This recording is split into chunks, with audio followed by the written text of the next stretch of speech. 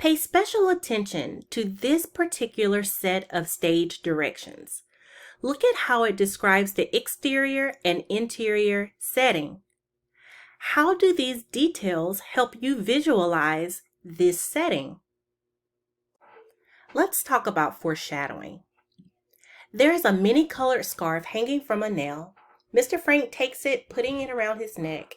As he starts back for his rucksack, his eye is caught by something lying on the floor. It is a woman's white glove. He holds it in his hand, and suddenly all of his self-control is gone. He breaks down crying. Foreshadowing is when we use clues or hints to suggest events that will occur later in the plot. Are you able to make an inference and infer why Mr. Frank might be breaking down when he sees this glove? The dialogue between Mr. Frank and Meep really pushes the plot of this story forward.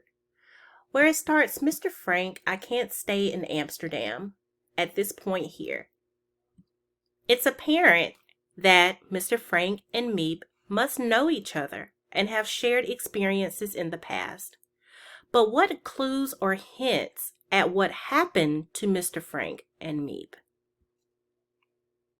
Now let's look at the passage where we are hearing Anne's voice. It is at this moment where Anne is describing how the Nazi persecution of Jews in Holland affected her life and eventually forced her family into hiding. I want you to take a second and infer here. How do you think Anne, at this point, feels about going into hiding? At this point in the play, Anne comes running up the stairs. She is 13, quick in her movements, interested in everything, mercurial in her emotions. She wears a cape, long wool socks, and carries a school bag. I'd like to point out that this is the first time that Anne makes an appearance on stage.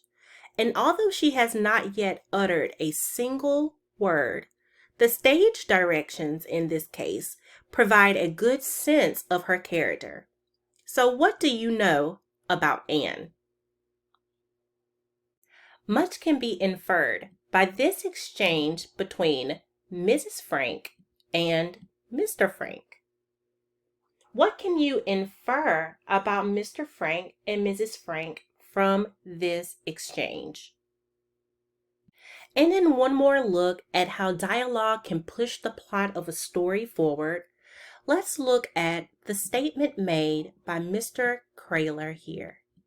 I never thought I'd live to see the day when a man like Mr. Frank would have to go into hiding. When you think. So at this point, what does Mr. Kraler's statement reveal about the character of Mr. Frank?